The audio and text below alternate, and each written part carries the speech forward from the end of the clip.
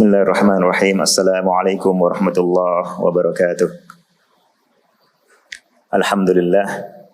Alhamdulillahilladzi arsala rasulahu bil huda wa dinil haq liyudhhirahu 'alad dini kullihi wa kafa billahi shahida. Asyhadu an la ilaha illallah wahdahu la syarikalah hubban lahu wa ta'ziman wa tauhida. Wa asyhadu anna Muhammadan abduhu wa rasuluh wa safiyyuhu min khalqihi wa khaliluh. Sallallahu alaihi wa ala alihi wa ashabihi wa man sara ala nahjihi wa sallama tasliman mazida. Yang saya hormati dan saya muliakan Dato' Muhammad Asri Zainal Abidin selaku Mufti Perlis beserta jajaran di bawah beliau, rekan-rekan penyelenggara kegiatan kali ini, dan juga para hadirin sekalian. Sebelumnya mohon maaf karena saya dari Indonesia. Mungkin tutur bahasa saya berbeda sedikit. Kita satu rumpun, tapi mungkin ada kosakata atau ungkapan atau kalimat yang berbeda. Dan kalau nanti di penyampaian saya ada yang kurang dipahami, mohon bisa ditanyakan, ya. Bisa ditanyakan atau saya rasa sebagian dari kawan-kawan di sini juga sudah ada yang banyak berinteraksi dengan orang Indonesia. Saya pun sudah banyak sekali berinteraksi dengan kawan-kawan dan asatidzah dari Malaysia. Kita saling paham, tapi tak boleh tiru bahasa kawan, ya, bahasa lawan bicara. Oleh karena itu, apalagi kita sekarang membahas satu isu atau satu tema yang sangat rumit sebetulnya, maka mungkin nanti ada beberapa kosakata atau ungkapan atau istilah, kalau kurang bisa dipahami, nanti kita buka sesi tanya jawab, ya. Tuan-tuan dan puan-puan bisa tanya atau juga sekaligus menyampaikan barangkali masukan atau koreksi atau pandangan memperkaya tema ini. Baik, insya Allah waktu kita ada sekitar berapa Ustaz? 1 jam, 1,5 jam. Ya, nanti mohon diberitahu kalau waktunya sudah agak lewat.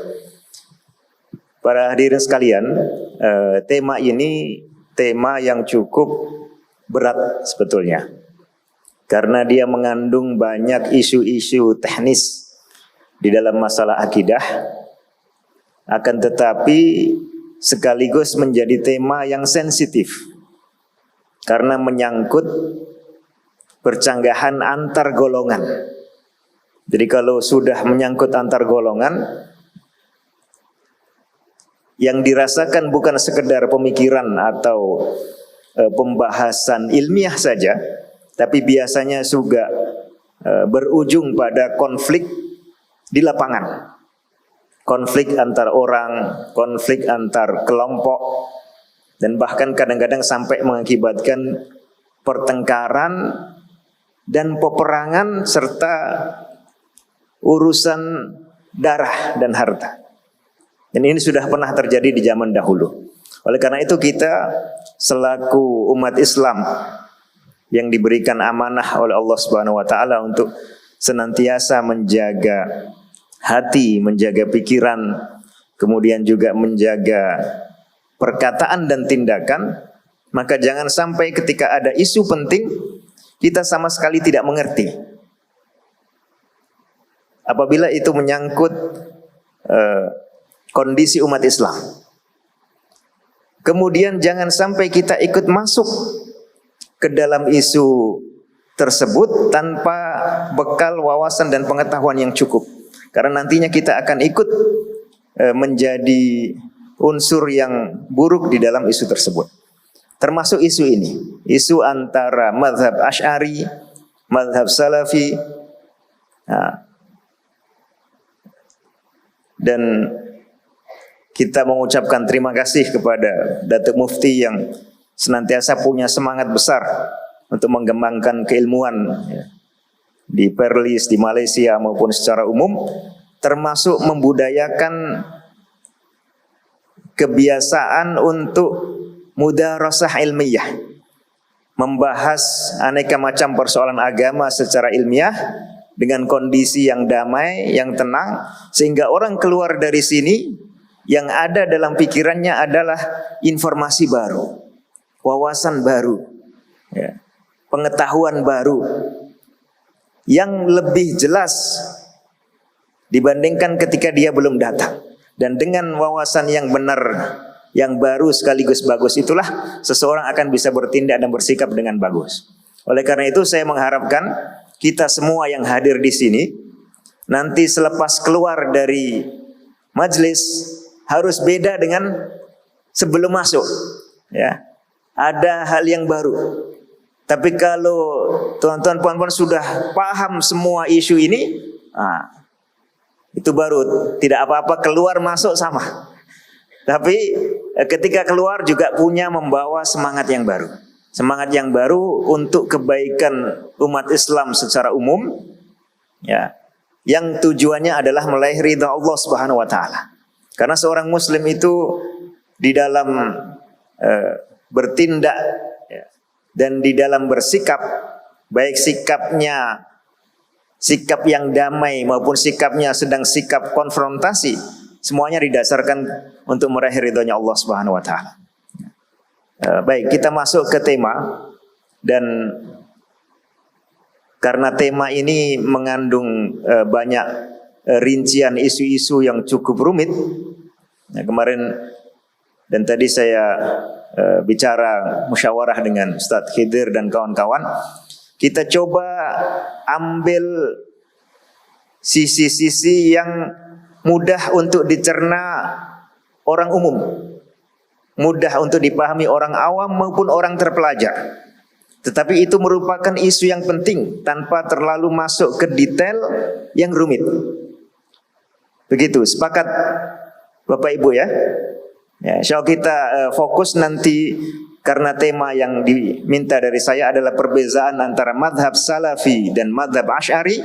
Maka kita fokus nanti menyampaikan perbedaan-perbedaan yang cukup penting tanpa banyak memberikan vonis. Nah, vonisnya berpulang nanti setelah dikaji lebih matang. Tapi kita sekarang fokus untuk mencari perbedaan antara dua madhab ini. Dan sebelum itu perlu kita tahu apa itu madhab salafi, apa itu madhab asy'ari. Lalu baru kita masuk ke membahas perbedaan-perbedaannya. Baik,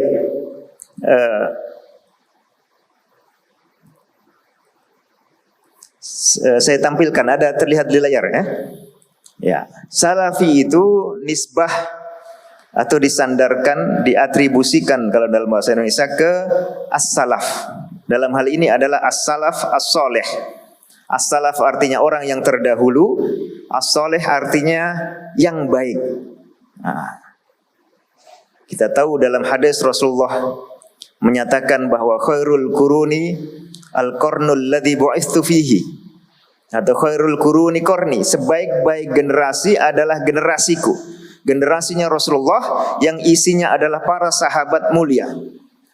Tsummal ladzina yalunahum, kemudian generasi setelah mereka. Tsummal ladzina yalunahum, kemudian generasi setelah mereka lagi. Ada hadis menyebutkan 3 generasi, ada hadis yang menyebutkan 4 generasi. Ini artinya generasi terbaik umat Islam. Dan itulah yang dimaksud dengan as-salaf ketika kita membahas menggunakan kata ini secara umum. Ya. Jadi as-salaf adalah generasi sahabat, generasi tabi'in, generasi tabi'ut tabi'in, dan yang dekat dengan mereka. Tetapi dibatasi as-salaf as-soleh. Ya, di generasi itu yang baik-baik. Jadi bukan semua orang yang hidup di abad pertama, abad kedua, ya, paruh pertama, abad ketiga Hijriah semuanya disebut salaf soleh. Tidak. As-salaf yang dimaksud adalah as-salaf as-soleh, hanya yang baik. Bagaimana mengukur yang baik? Nah, ini dengan sertifikasi para ulama yang sudah lebih dikenal. Yang pertama generasi sahabat Rasulullah Sallallahu Alaihi Wasallam. Ya, semua sahabat kita doakan untuk mereka radhiyallahu anhu. Kenapa? Karena sahabat adalah orang yang muslim bertemu dengan Rasulullah, kemudian meninggal juga dalam kondisi muslim. Dan mereka memiliki keutamaan yang sangat mulia, khususnya orang-orang yang pertama masuk Islam, kerabat Rasulullah yang dicintai oleh beliau. Kemudian kalangan al-muhajirun, orang yang awal-awal masuk Islam kemudian pergi berhijrah dengan Rasulullah meninggalkan tanah airnya. Lalu al-ansor yang menerima kalangan muhajirin ini dari masyarakat Madinah, dan seterusnya. Ada tingkatan-tingkatan sahabat, tapi secara umum semuanya kita sebut sebagai bagian dari as-salafus saleh. Kemudian yang kedua adalah a'immatut tabi'in, para a'immah tabi'in. Baik mereka anak-anak sahabat maupun orang-orang lain yang berguru dan kadang-kadang berjuang juga bersama sahabat. Dan mereka mewarisi pemikiran dari para sahabat, mewarisi ilmu sahabat dalam hal akidah, dalam hal ibadah, dalam hal muamalah, serta mewarisi akhlak mereka. Ini juga bagian dari as-salafus saleh. Lalu a'immah atba'it tabi'in, para imam yang mulia di kalangan atba'it tabi'in, ini generasi ketiga. Dia tidak jumpa sahabat, tapi dia jumpa murid-muridnya sahabat, dan juga mewarisi kebaikan berupa ilmu dan agama dari generasi sebelumnya. Kemudian diikutkan juga a'immah mutaqaddimun. A'immah mutaqaddimin ini generasi yang datang setelah generasi ketiga, tapi memiliki kualitas yang berdekatan dengan yang sebelumnya. Ini secara umum pengertian dari salaf. Ya, salaf itu maksudnya as-salaf as-saleh, pendahulu yang baik, yang mulia. Dan bagi umat Islam, as-salafus saleh adalah generasi sahabat, ya, para imam-imam tabi'in, para imam-imam atba'ut tabi'in, dan para imam-imam yang setelah mereka, yang semuanya kalau bagi kita orang yang hidup di zaman saat ini adalah generasi yang lama. Nah, ini siapa saja tokoh-tokohnya, antara lain kalau kita bicara tentang isu akidah, ya, kita bisa sebut di sini beberapa nama yang punya peran besar dalam isu akidah, punya jasa yang besar untuk umat Islam, atau punya kontribusi yang besar untuk para pelajar, penuntut ilmu, dan orang-orang yang ingin melanjutkan perjuangan mereka. Sebut saja misalnya di kalangan sahabat ada Abu Bakar As-Siddiq radhiyallahu anhu. Beliau orang yang menegakkan ajaran agama dengan penuh keberanian di saat sebagian umat Islam sepeninggal Rasulullah SAW sudah murtad. Beliau yang memerangi mereka dengan penuh ketegasan. Lalu sebagian dari mereka juga ada yang murtad secara parsial. Artinya tidak terang-terangan mengatakan keluar dari Islam, tapi menolak salah satu syariat yang merupakan salah satu rukun Islam, yaitu kewajiban membayar zakat. Ini juga diperangi oleh Abu Bakar As-Siddiq ketika sempat Umar ibn Khattab memiliki keraguan-raguan. Keraguan-raguan, beliau menegaskan bahwa mereka layak untuk diperangi. Karena walaupun masih bersyahadat, tapi syahadat ini membuat orang dijaga harta dan jiwanya illa bihaqqiha, kecuali kalau dia tidak menunaikan hak dari syahadat itu, yang terutama dalam hal ini adalah salah satu rukun Islam, yaitu membayar zakat. Abu Bakar As-Siddiq radhiyallahu anhu terutama orangnya yang walaupun sudah semenjak Rasulullah kecil beliau menjadi kawan beliau sampai Rasulullah wafat, orang pertama yang dengan penuh ketegaran menerima kenyataan bahwa Rasulullah wafat dan memberikan nasihat mengenai hal itu ke umat Islam, sehingga akidah mereka kuat. Man kana ya'budu Muhammadan fa innahu qad mat. Orang yang menyembah Muhammad sallallahu alaihi wasallam, beliau sudah meninggal. Wa man kana ya'budullah. Nah, inilah salah satu contoh kiprah dari Abu Bakar As-Siddiq radhiyallahu anhu. Kemudian Umar bin Khattab juga punya semangat yang besar untuk menjaga agama. Bahkan beliau termasuk tokoh sahabat yang punya ketegasan ketika sebagian orang mulai memunculkan pemikiran-pemikiran atau pertanyaan-pertanyaan, syubhat-syubhat mengenai akidah dan mengenai Al-Quran. Bersikap tegas.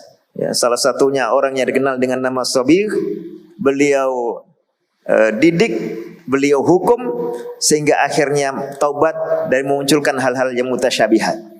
Ini Khalifah Umar bin Khattab radhiyallahu anhu. Kemudian putra beliau juga. Maka di sini kita sebut Umar dan Ibnu Umar.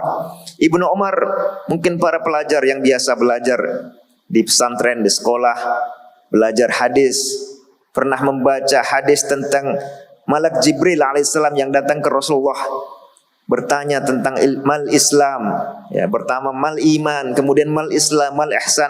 Lalu Rasulullah menjawab, menjelaskan tentang intisari akidah Islam. Itu salah satu bentuk periwayatannya karena Ibnu Umar mendengar mulai ada di kalangan umat ini yang mendustakan takdir, salah satu ajaran Islam. Keimanan kepada takdir bagian dari rukun Islam. Maka beliau menyampaikan ketegasan bahwa itu adalah ajaran Islam yang tidak boleh ditinggalkan, bahwa merupakan ajaran yang sangat penting, bahkan merupakan salah satu isi dari jawaban Rasulullah ketika ditanya mengenai akidah oleh malaikat Jibril alaihi wassalatu wassalam, ya. Ini salah satu contoh kiprah para sahabat. Kemudian Ibnu Abbas radhiyallahu anhu, ya, saya akan coba lebih cepat. Beliau antara lain punya peran besar ketika ada penyimpangan berupa al-khuruj dari kalangan Khawarij yang mulai memisahkan diri dari jamaah umat Islam dengan alasan bahwa Khalifah Ali ketika itu dianggap sudah melakukan dosa, lalu mereka punya ajaran bahwa pelaku dosa itu sudah kafir.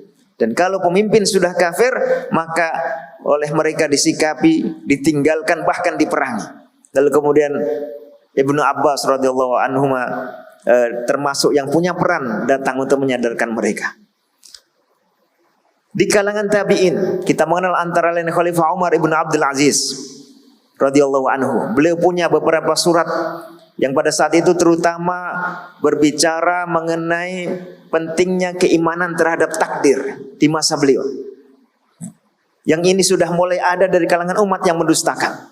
Sa'id ibn Jubair juga punya beberapa karya yang berbicara mengenai takdir dan pentingnya al-i'tisam bis sunnah, pentingnya memegang erat sunnah Rasulullah SAW khususnya dalam persoalan akidah. Ibnu Sirin rahimahullah, salah satu kalangan tabi'in, murid dari Abu Hurairah radhiyallahu anhu dan beberapa sahabat khususnya yang ada di Madinah, juga punya peran besar ketika di saat itu mulai muncul bentuk kultus terhadap Khalifah Ali bin Abi Thalib, ya, at-tasyayyu yang ekstrim, Syiah yang mulai ekstrim, kemudian mulai munculnya kalangan Jahmiyah. Nah, ini di akhir-akhir masa tabi'in. Nah, beliau termasuk yang punya sikap tegas mengenai hal itu. Ini beberapa tokoh salaf di kalangan sahabat dan tabi'in. Kemudian kita mengenal juga setelah mereka ada Imam Al-Auza'i, punya beberapa risalah dalam akidah yang menegaskan apa itu sunnah yang harus dijaga dalam bidang akidah dan apa penyimpangan yang sudah muncul pada saat itu. Ada Imam Ats-Tsauri, ya, Imam Sufyan Ats-Tsauri, ini imamnya orang Irak. Kalau Imam Auza'i itu imamnya orang Syam. Syam itu sekarang mencakup Suriah, Lebanon, Yordania, Palestina. Ya, Palestina itu termasuk wilayah yang sekarang diaku oleh negara Zionis. Itu semua kawasan Syam dulu menjadi salah satu pusat kekhalifahan setelah Khulafa Rasyidun. Salah satu imam terkenalnya adalah Imam Al-Auza'i dan beliau punya peran kuat untuk mempertahankan sunnah dan memerangi bid'ah khususnya dalam akidah. Begitu juga Imam Ats-Tsauri. Beliau hidup di Irak. Di Irak kawasan Kufah dan sekitarnya merupakan kawasan yang di situ dulu bermunculan aneka macam penyimpangan dalam hal akidah. Mulai dari munculnya tasyayyu', munculnya rawafid, kemudian munculnya khawarij. Lalu di situ juga muncul penyimpangan-penyimpangan yang lain. Ya, termasuk misalnya di sekitar kawasan Kufah atau masih di Irak, di Basrah muncul kalangan Qadariyah yang mengingkari takdir. Lalu di situ Semakin ke timur mulai muncul penyimpangan-penyimpangan yang lain. Muncul di situ kalangan Mu'tazilah yang dia semi Khawarij, mengatakan bahwa pelaku dosa besar itu memang akan masuk neraka, tetapi ketika dia di alam dunia tidak disebut mukmin, tidak disebut kafir. Tidak dikatakan mukmin, tidak dikatakan kafir. Lalu dikatakan apa? Tidak punya label khusus, dia adalah fi manzilah baina al-manzilatain. Dia ada di tengah-tengah dua posisi mukmin dan posisi kafir. Ini mulai muncul semenjak murid-muridnya Al-Hasan Al-Basri. Jadi kalangan masih murid-muridnya kalangan tabi'in. Lalu kemudian ditambah dengan penyimpangan-penyimpangan lain dalam Mu'tazilah. Penyimpangan mengingkari takdir, penyimpangan mengingkari sifat dan seterusnya. Nah, salah satu tokoh yang semangat untuk memerangi mereka adalah tokoh-tokoh ini. Kemudian juga Ibnul Mubarak, tokoh yang berasal dari wilayah yang lebih timur. Jadi kalau Al-Auza'i di wilayah Syam, Ats-Tsauri timurnya lagi, Ibnul Mubarak di timurnya lagi. Semakin banyak penyimpangan yang beliau rasakan. Tadi saya cerita ada penyimpangan Khawarij dan Syiah itu di awal-awal, masih di eranya para sahabat akhir-akhir. Lalu kemudian muncul penyimpangan terhadap keimanan kepada takdir itu di akhir-akhir sahabat.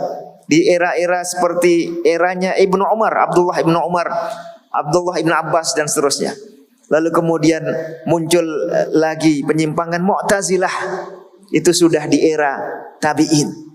Lalu setelah itu muncul yang namanya Al-Jahmiyah. Al-Jahmiyah ini satu kelompok yang punya penyimpangan seperti yang sudah dilakukan oleh Al-Jahm ibnu Safwan. Al-Jahm bin Safwan ini salah seorang pemikir dari arah timur, kalau tidak salah dari wilayah Tirmidz. Ya, mungkin sekarang ada di Asia Tengah atau Asia Selatan. Punya 3 penyimpangan besar. Dia punya penyimpangan yang khas Jahmiyah, yaitu mengingkari sifat-sifat Allah. Bahkan mengingkari nama-nama dan sifat-sifat Allah semuanya, kecuali mungkin beberapa nama yang lain, dengan alasan sifat itu sama dengan yang ada pada manusia.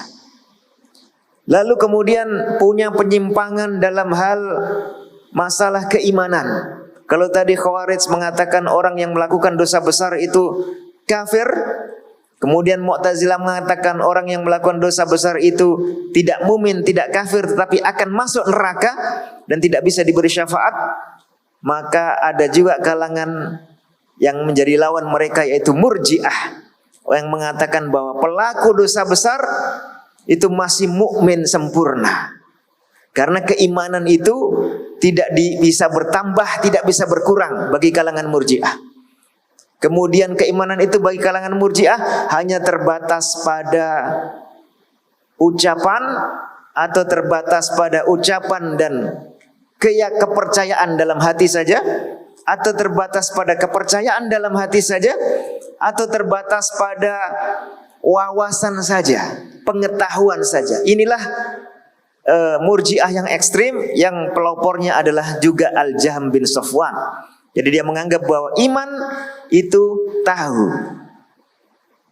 Orang yang tahu bahwa Allah itu Tuhan, berarti dia sudah beriman kepada Allah. Dia tidak kafir. Kalau macam itu, berarti iblis pun mukmin, karena iblis tahu Allah itu Tuhannya. Nah, ini konsekuensi dari Murji'ah yang ekstrim. Kemudian Jahm bin Safwan juga punya penyimpangan dalam bidang takdir, lawan dari Qadariyah tadi. Jadi kalau Qadariyah itu mengatakan bahwa apa yang kita perbuat hari ini, apa yang dilakukan oleh manusia, semua perbuatannya yang baik-baik seperti sholat, puasa, bersedekah, membaca Al-Quran dan yang lain, begitu juga perbuatan-perbuatan yang buruk, itu belum ditakdirkan oleh Allah, belum, tidak diciptakan oleh Allah.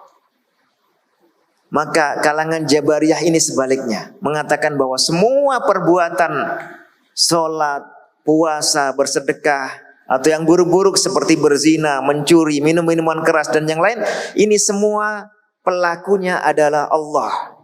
Nah, ini kalangan Jabriyah. Mereka menganggap bahwa tidak ada fa'il kecuali hanya Allah semata. Nah, kalau Qadariyah mengatakan perbuatan manusia ini tidak ada kholiknya. Sebagian dari mereka mengatakan perbuatan manusia yang buruk itu yang tidak ada kholiknya, tapi yang baik ada kholiknya.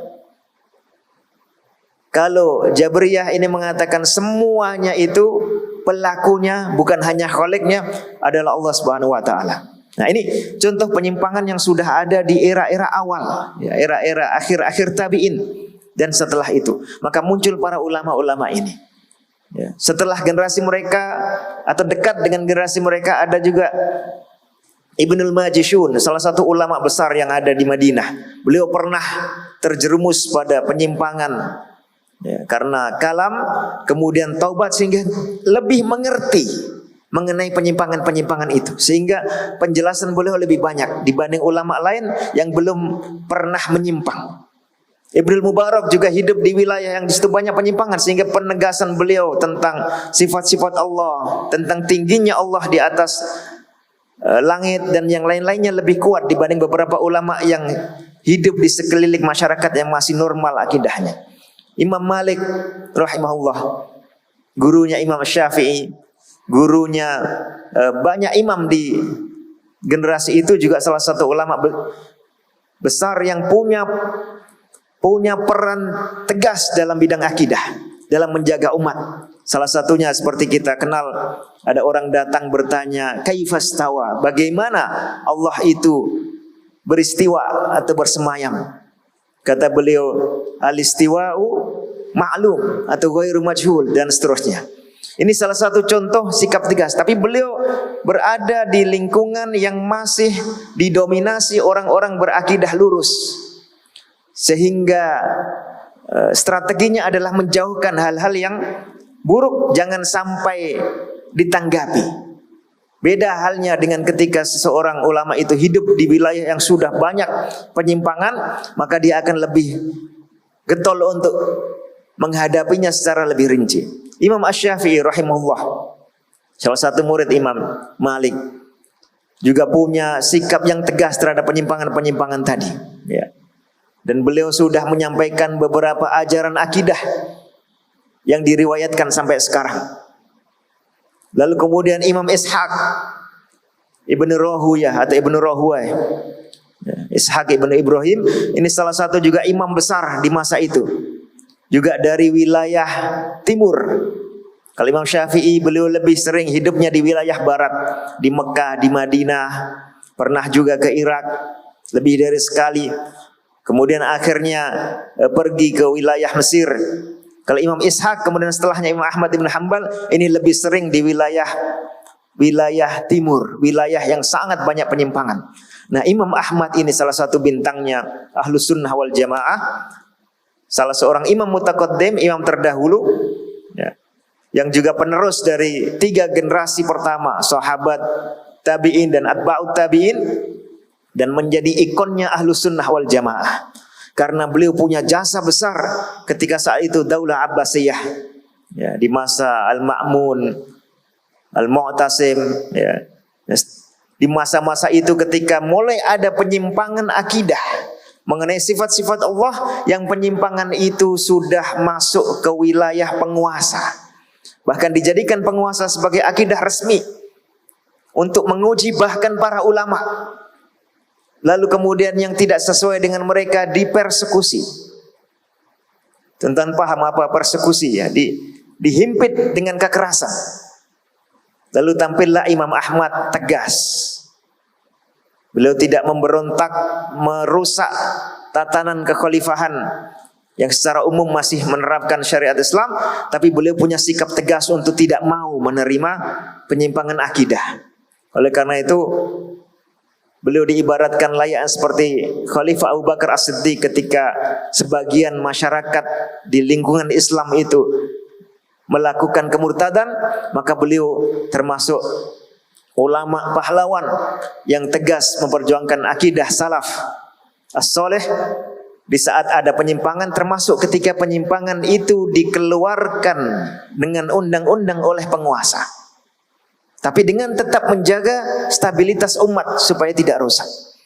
Lalu kita sebut satu lagi, Imam Al-Bukhari, Muhammad ibn Ismail Al-Bukhari, salah satu ulama yang dikenal seluruh umat Islam di sepanjang zaman, di belahan bumi manapun, insya Allah rata-rata semuanya kenal dengan Imam Bukhari karena punya karya Sahihul Bukhari, Al-Jami'us Sahih, Al-Musnad, yang merupakan buku yang paling sahih setelah Al-Quran karena isinya adalah sunnah Rasulullah Sallallahu Alaihi Wasallam dan dengan sanad yang sangat kuat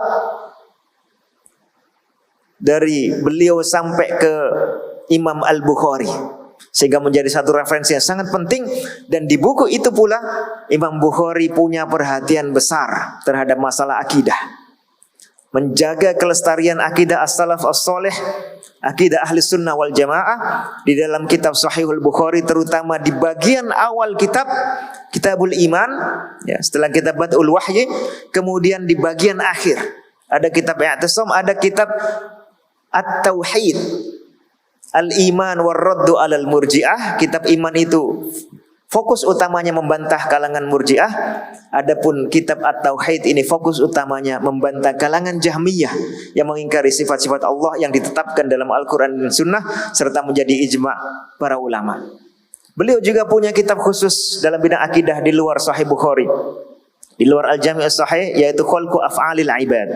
Di situ juga ada bantahan terhadap kalangan Jahmiyah, terhadap kalangan Qadariyah, terhadap beberapa penyimpangan yang dilakukan oleh generasi-generasi setelah sahabat yang tadi sudah kita ceritakan, termasuk penyimpangan berupa Al-Jabr, ajaran lawan dari kalangan Qadariyah.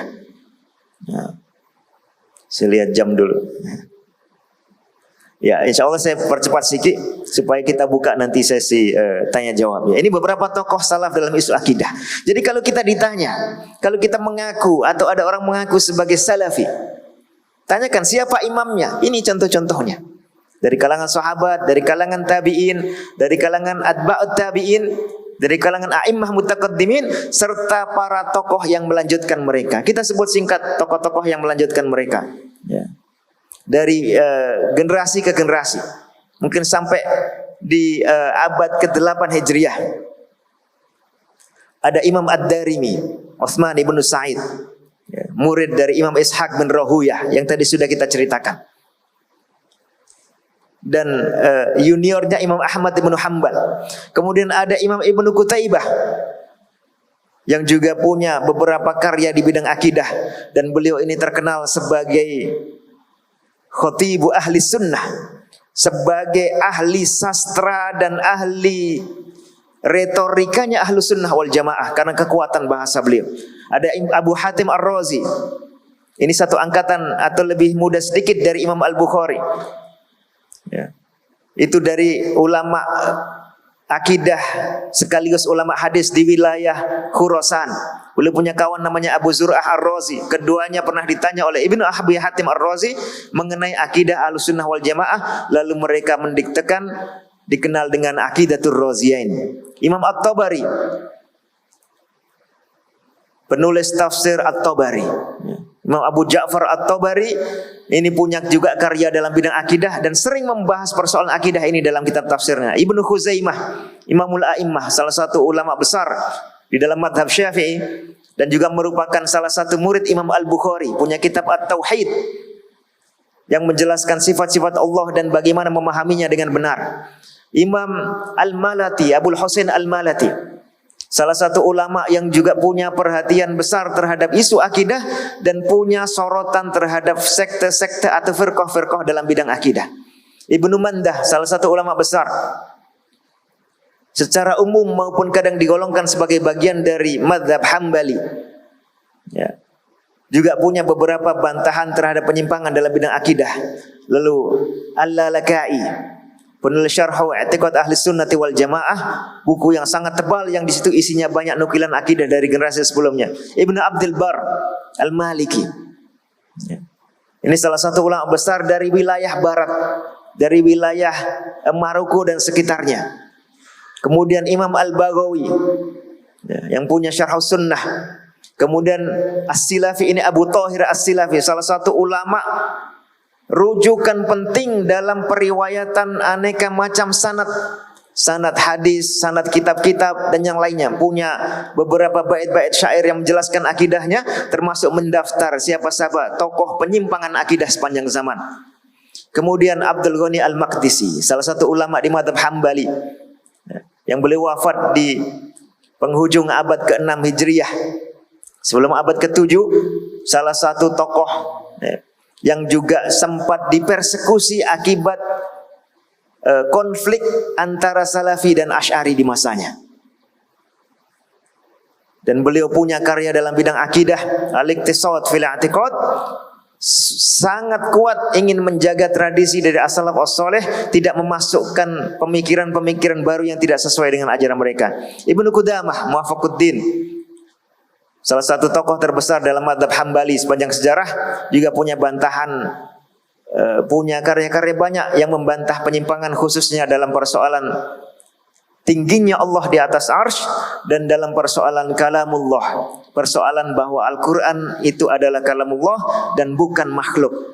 Kemudian Ibnu Taimiyah rahimahullah, Ahmad Ibnu Abdul Halim Ibnu Abdus Salam, yang sangat terkenal, dan beliau hampir semua sekte penyimpang dalam bidang akidah punya kitab tertentu untuk membantah mereka, baik dari kalangan mutakallimin, dari kalangan falasifah, ya, dari kalangan batiniyah, dari kalangan Rafidhah dan yang lainnya. Lalu juga Ibnu Zahabi, Imam Syamsuddin Adz-Dzahabi, salah satu ulama hadis, ulama sejarah yang juga punya perhatian besar terhadap akidah dan sering sekali menyarankan pembaca karya-karyanya untuk merujuk kepada as-salaf as-saleh, karya-karya as-salaf as-saleh. Bahkan beliau punya semangat untuk menjauhkan masyarakat dari pembahasan-pembahasan baru yang kurang penting, yang tidak menjadikan seseorang itu aman akidahnya. Ini beberapa contoh tokoh penerus mazhab salafi. Jadi kalau kita tadi sudah sampaikan beberapa contoh salaf, kemudian inilah penerus dari mereka antara lain, ya. Oke, kita masuk ke poin yang kedua. Sebelum itu, ini beberapa contoh gambaran, ya, buku-buku yang menjelaskan akidah as-salafus saleh. Khalqu Af'alil Ibad karya Imam Bukhari, Aqidatur Raziyan karya Abu Hatim dan Abu Zur'ah riwayat Ibnu Abi Hatim, Kitabut Tauhid karya Imam Ibnu Khuzaimah, Ar-Risalah ini punya Ibnu Abi Zaid Al-Qayrawani, salah satu ulama fikih Maliki yang menulis buku fikih didahului dengan pendahuluan akidah. Di situ menegaskan akidah salafus saleh, ya. Seperti bahwa Allah Subhanahu wa taala wa innahu mustawina 'alal 'arsyil majid bidzatihi, misalnya. Ada penegasan-penegasan baru yang bukan sebuah bid'ah tapi menegaskan apa yang sebelumnya sudah terkenal di kalangan ulama Ahlussunnah wal Jamaah. Al-Fatwa Al-Hamawiyah atau Al-Futiyah Al-Hamawiyah ini karya Ibnu Taimiyah yang salah satunya menjadi sebab beliau dipenjara. Padahal kalau kita baca isi kitab ini, dominasinya mayoritas adalah kutipan dari para ulama-ulama terdahulu, dari kalangan Ahlus Sunnah dan yang berafiliasi dengan mereka, termasuk kutipan dari kalangan mutakallimin, dari kalangan mutasawwifin yang sesuai dengan akidah as-salafus saleh. Al-Ibanah Ibnu Battah Al-Akbari, salah satu kitab besar, dan beliau punya ringkasannya Al-Ibanah As-Sughra juga, yang mengutip banyak sekali pernyataan-pernyataan ulama mutaqaddimin dan as-salafus saleh mengenai akidah. Aqidatus salaf wa ashabil hadis atau ashabil hadis. Ini karya Imam Abu Utsman As-Sabuni, salah satu ulama besar di dalam mazhab Syafi'i, yang juga menjelaskan dari judulnya sudah kita tahu ini Aqidatus salaf wa ashabil hadis. Kemudian Syarah Al-Aqidah At-Tahawiyah. At-Tahawiyah itu matan kecil dalam mazhab Hanafi karya Imam Abu Ja'far At-Tahawi, masih kerabatnya Imam Al-Muzani, muridnya Imam Asy-Syafi'i. Lalu syarah terbaiknya disyarah oleh Ibnu Abdul Aziz Al-Hanafi. Ya, ulama yang datang setelah eranya Ibnu Taimiyah dan Az-Zahabi. Bahkan setelah eranya Ibnu Katsir menjelaskan rincian yang benar sesuai dengan as-salafus saleh. Tajridut Tauhid al-Mufid ini karena Imam Al-Makrizi, salah satu ulama sejarah di Kairo, di Mesir, yang di situ fokus terhadap persoalan tauhid, khususnya tauhid ibadah, yang ini banyak dilupakan pembahasannya dalam buku-buku mutakallimin. Lalu saya sebutkan satu contoh lagi, Ma'arijul Qabul, karya ulama baru beberapa waktu yang lalu. Syekh Hafidh Al-Hakami yang membuat satu nazam syair, ya, sekitar 300 bab, 300 bait, kemudian disyarah dengan Ma'arijul Qabul, mencakup hampir semua pembahasan akidah. Jadi ini saya sebutkan karena salah satu kitab yang menyeluruh. Beberapa kitab yang sebelumnya kadang hanya fokus di satu pembahasan. Tapi kitab Ma'arijul Qabul salah satu rujukan yang bahasanya mudah karena ditulis oleh ulama yang belum jauh dari era kita, tapi pembahasannya sangat menyeluruh sehingga ketika ingin dijadikan sebagai diktat untuk sekolah atau kuliah atau pesantren cukup cocok. Ya, apalagi juga punya ada beberapa tokoh lain yang meringkas karya-karya semacam ini. Baik, saya lanjutkan sekarang poin yang kedua, at-ta'rif bil al-madhhabil asy'ari. Ya, sama seperti tadi tapi saya insyaallah akan lebih cepat.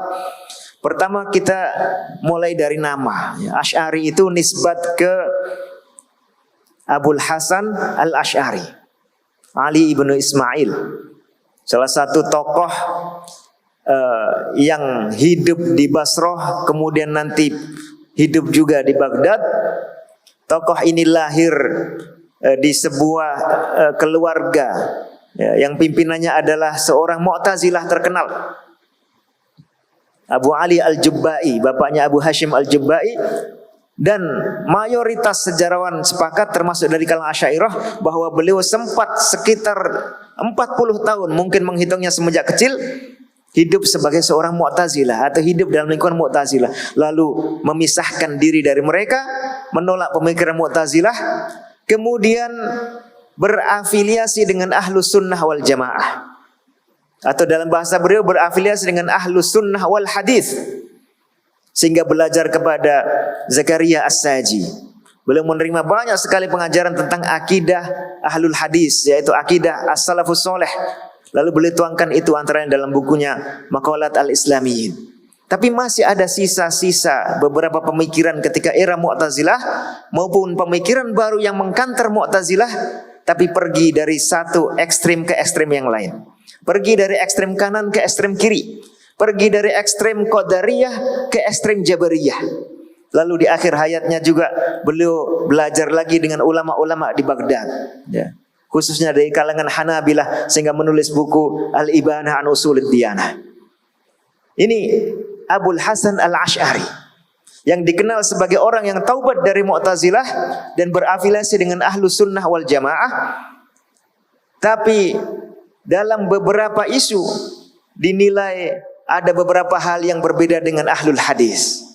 Bukan karena sengaja berbeda lalu membuat konfrontasi, tapi memang seseorang yang punya semangat, ya, dia ingin melangkah barangkali 100 meter, bisa jadi hanya sampai 50 meternya, atau bisa jadi hanya sampai 70 meternya, atau bisa jadi ada salah referensi, seperti ketika mereferensikan Ibnu Kullab, ya, Abdullah bin Sa'id Ibnu Kullab, yang dikenal sebagai salah satu tokoh yang juga berafiliasi dengan Ahlus Sunnah wal Jamaah, tapi punya beberapa pemikiran yang bermasalah terkait dengan perbuatan Allah Subhanahu wa taala dan terkait dengan status Al-Qur'an atau kalamullah, dan ditahdzir umat ini dari beliau antaranya oleh Imam Ahmad Ibnu Hanbal. Nah, beberapa pemikiran Ibnu Kullab ini masuk ke dalam pemikiran Al-Asy'ari.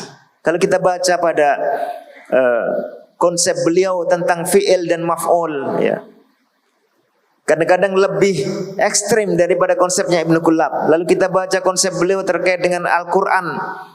Apakah Al-Quran itu kalamullah? Semuanya sepakat kalamullah. Tapi kalamullah ini apa?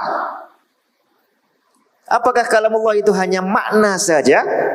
Ataukah kalamullah itu juga ungkapan-ungkapan? Bismillahirrahmanirrahim, kalamullah. Alhamdulillahi rabbil alamin, ungkapan ini adalah kalamullah. Ataukah yang merupakan kalamullah hanya maknanya saja? Kemudian maknanya ini banyak ataukah satu? Kemudian maknanya ini bersifat baru ataukah lama? Ini ada isu-isu yang agak detail, tapi disitulah salah satu sebab kenapa muncul yang namanya al-madhab al-Asy'ari. Jadi walaupun Imam Abu Al-Hasan Al-Asy'ari ini punya afiliasi ke Ahlus Sunnah wal Jamaah dan menghendaki untuk mengikuti para imam Ahlus Sunnah wal Jamaah, bahkan konon beliau datang ke Imam Al-Barbahari untuk menyampaikan kitab Al-Ibanah, untuk menunjukkan kecocokan beliau dengan Ahlus Sunnah wal Jamaah, khususnya juga ke murid-murid dan pengikut Imam Ahmad. Tapi kemudian beberapa pemikiran yang masih bermasalah ini mengkristal, ya, dikembangkan oleh beberapa pengikutnya sehingga menjadi berbeda jelas dengan Ahlul Hadis. Lalu ada konfrontasi, ada perdebatan. Itu yang akan kita bahas pada perbedaan-perbedaan. Ya. Kalau secara umumnya kita bisa bagi kalangan Asy'ariyah mulai dari Abul Hasan Al-Asy'ari sampai era belakangan, itu ada 4 fase. Pertama fase mutaqaddimin, ya, nanti kita sebut siapa orang-orangnya yang masih dekat dengan keotentikan pemikiran Abul Hasan Al-Asy'ari. Lalu fase pengaruh Mu'tazilah, mulai ada hal baru masuk ke dalam madhab Asy'ari. Diakibatkan pengaruh dari Mu'tazilah atau dari ajaran yang sama dengan ajaran Mu'tazilah. Kemudian muncul lagi pengaruh dari filsafat belakangan. Kemudian baru ada fase pembakuan ajaran, di mana ajaran sebuah madhab ditulis dengan rapi, dikatakan inilah mu'tamadnya madhab al-Asy'ari. Itu era belakangan. Tokoh-tokohnya antara fase mutaqaddimin ini adalah Al-Baqillani, Al-Qadhi Al-Baqillani, tokoh yang punya mulai masuk pengaruh Mu'tazilah itu. Ikonnya adalah Abul Ma'ali Al-Juwaini. Kemudian fase pengaruh filsafat ini Abu Abdullah Ar-Razi.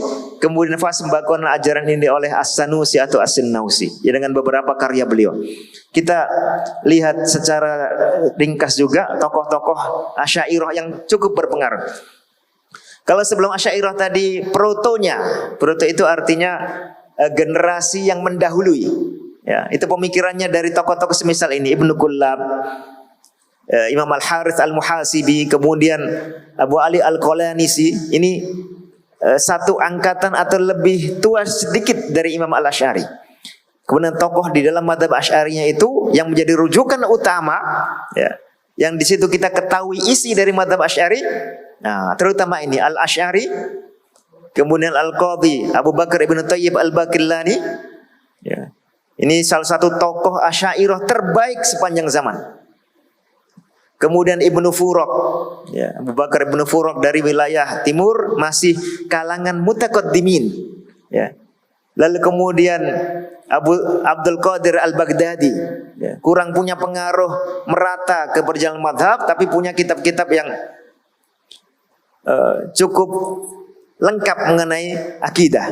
Lalu Al-Juwaini di sini yang junior, ya, yaitu Imamul Haramain Abul Ma'ali Al-Juwaini, punya kitab Al-Irsyad, punya kitab Asy-Syamil. Dan inilah salah satu rujukan utama dalam madhab Asy'ariyah sepanjang sejarah, khususnya kitab Al-Irsyad. Lalu belakangan beliau juga punya kitab Ar-Risalah An-Nidhamiyah, yang ternyata punya beberapa perubahan pemikiran, khususnya dalam 2 masalah. Masalah boleh tidaknya mentakwil ayat-ayat yang berbicara tentang sifat Allah. Kalau di Al-Irsyad dan Asy-Syamil beliau menganjurkan, bahkan setengah mewajibkan.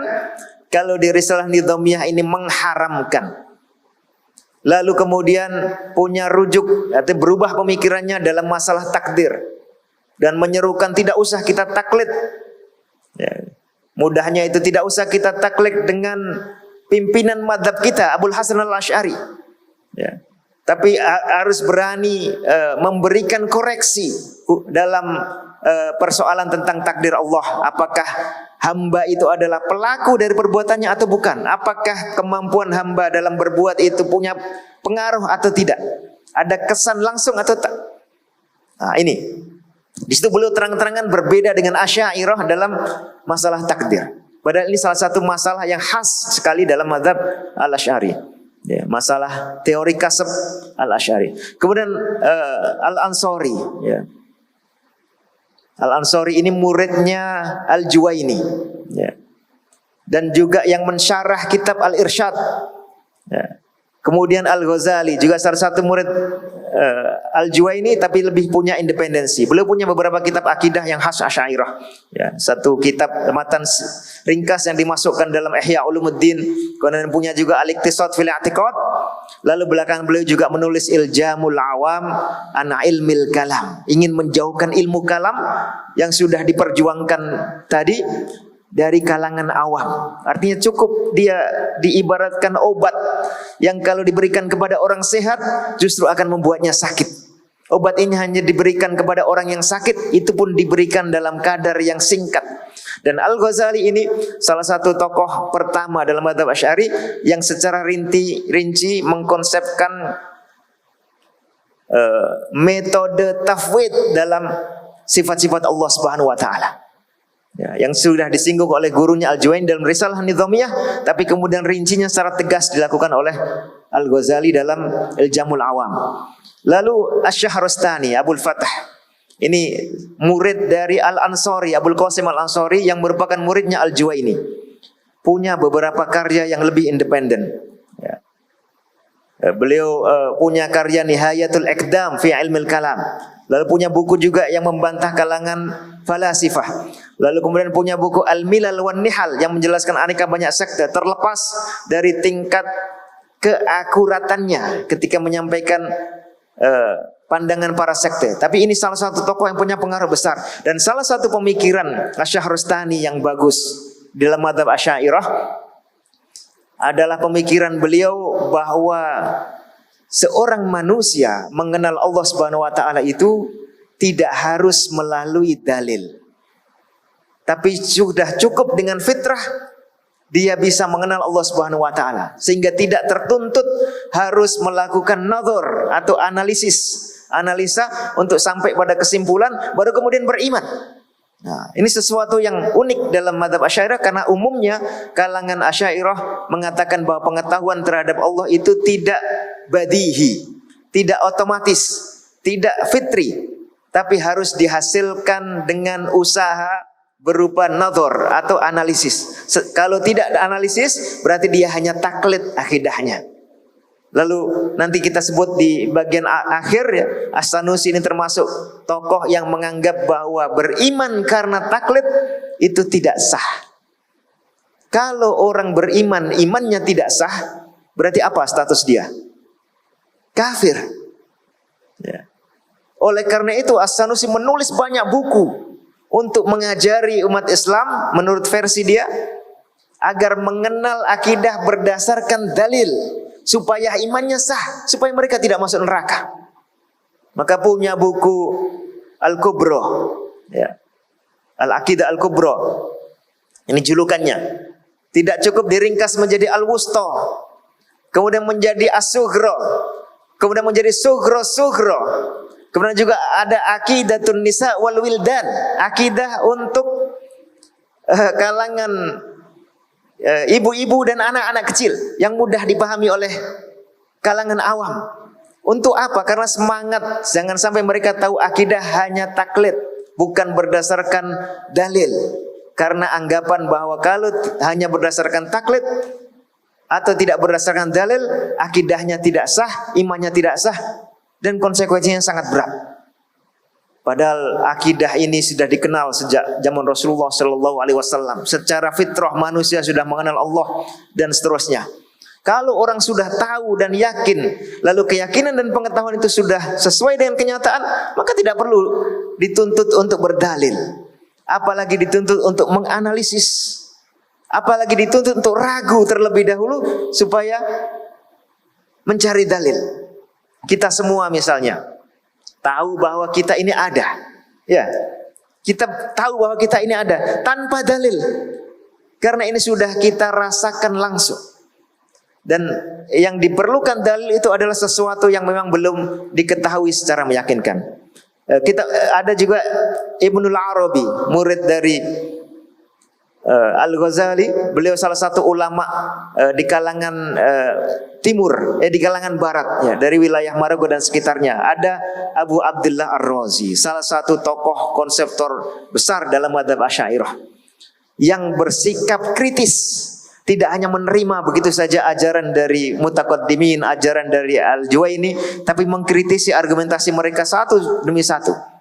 Yang kadang-kadang keterlaluan kritisnya sampai sesuatu yang sudah meyakinkan pun beliau ragukan. Al-Amidi juga mirip.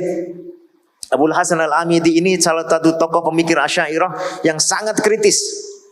Kalau kita baca beberapa buku beliau, apa yang ditulis atau disampaikan oleh Al-Asy'ari, disampaikan oleh Al-Juwaini, semuanya rata-rata beliau kritisi.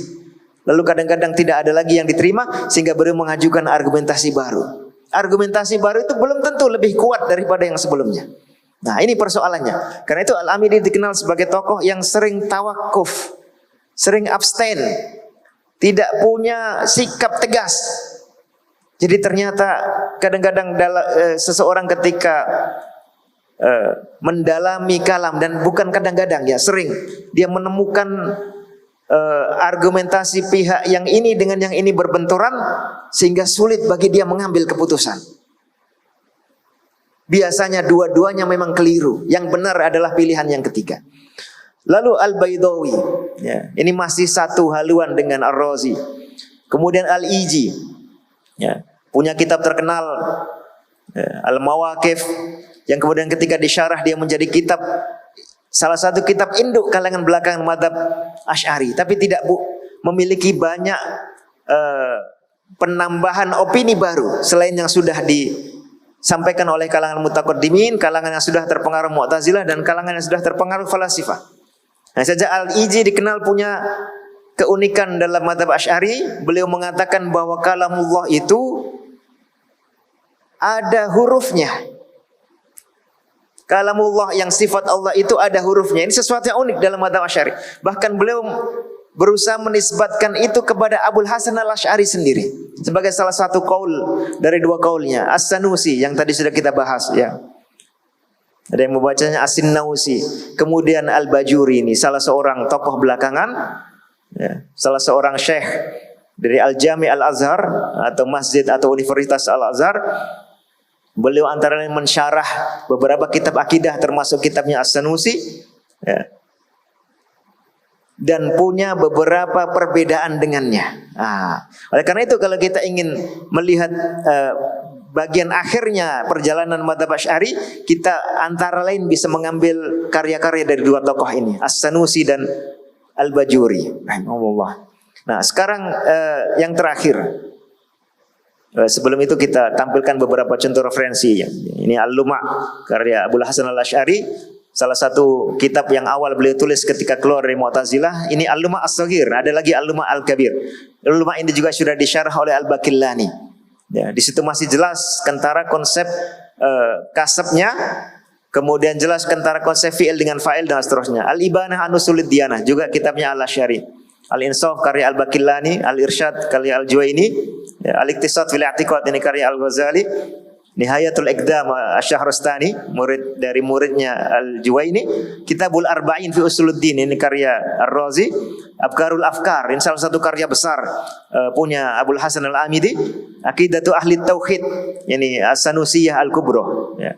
Kemudian Hasyiyah ala Jauharatit Tauhid, sebuah penjelasan terhadap sebuah nazam dalam tauhid karya Al-Bajuri, yang semuanya ini seandainya cukup orang membahas ini, insya Allah secara umum sudah tergambar bagaimana madzhab Al-Asy'ari. Waktu habis, Ustaz? Ya, insya Allah kita boleh mulakan dengan sesi soal jawab. Oke, sambil kita buka sesi soal jawab, saya akan buka slide terakhir. Ini topik-topik utama yang patut disoroti kalau kita membahas perbedaan antara madzhab Salafi dan madzhab Asy'ari. Ya. Masing-masing topik ini butuh daurah sendiri atau perlu kuliah 4 tahun mungkin. Ya. Tapi nanti bisa kita sampaikan ringkasannya di akhir pembahasan. Silakan, Ustaz. Jadi insya Allah kita buka untuk soal jawab, untuk ditujukan kepada Al-Fadhil Ustaz Nidal Mashhud yang berkaitan dengan tajuk saja. Jangan duk tanya bab fiqh pula. Jadi dengan ini saya menjemputlah kita bagi belah pihak asatizah yang ni kaum muslimat pula. Jadi insyaAllah siapa yang nak tanya boleh angkat tangan ataupun dia boleh bangkit untuk ke mic untuk dia bercakap insyaAllah. Siapa angkat tangan kita bagi mic. Dipersilakan.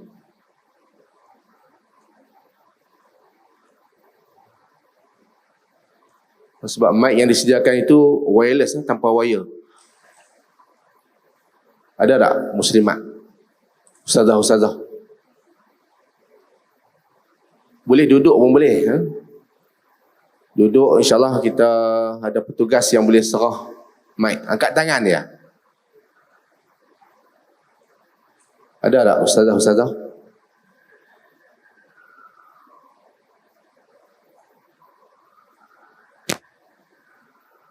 Tak ada.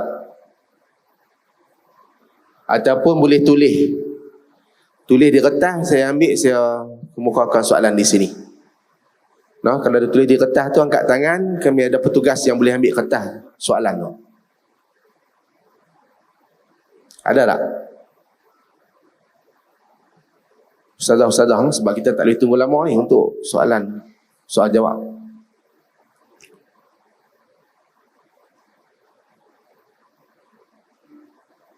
Ada, ni abang kita yang berdiri ni. Ya. InsyaAllah soal jawab ni kita buka sampai insyaAllah dalam pukul 12.20 itu kita stop lah. Ada tak asatizah? Tak apa, kita bagi ruang soalan kepada para peserta muslimin di kalangan lelaki pula. Sementara nak tunggu kok ada soalan bertulis daripada ustazah-ustazah insyaAllah. Jadi dipersilakan. Bismillahirrahmanirrahim. Assalamualaikum warahmatullahi wabarakatuh. Saya ada dua persoalan yang mungkin soalan basic. Persoalan pertama ialah sejak kebelakangan ini ataupun dah agak lama kita sering kali mendengar perbahasan tentang Allah wujud tak bertempat. Allah wujud bila makan. Jadi persoalan saya adalah, adakah ini salah satu perkara yang berasal usul daripada fahaman Asy'ariyah, kembali kepada Imam Abu Hasan Asy'ari, ataupun ianya datang daripada sumber yang terkemudian yang bukan daripada beliau? Soalan yang pertama. Dan yang kedua, soalan saya ialah, apakah keperluan untuk kita berbincang secara terlalu mendalam secara falsafah tentang sifat-sifat Tuhan, tentang ayat mutasyabihat, yang sampai dia semakin lama semakin mengelirukan dan menyebabkan kita semakin lama mungkin semakin terpesong, wallahu alam, tentang perkara yang kita sendiri pun tak tahu hakikatnya macam mana. Adakah keperluan untuk kita berbincang sampai ke tahap itu, ataupun ianya hanya sekadar perbincangan yang membuang masa? Wallahu alam. Terima kasih.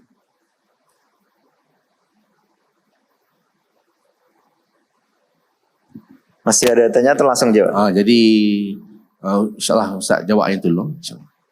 Baik, yang kedua dulu ya. Pertanyaan yang kedua. Adakah penting kita membahas persoalan-persoalan akidah atau filsafat ini sampai terlalu mendalam? Sebetulnya jawabannya tergantung pada isi pembahasan kita. Tergantung isi pembahasan kita.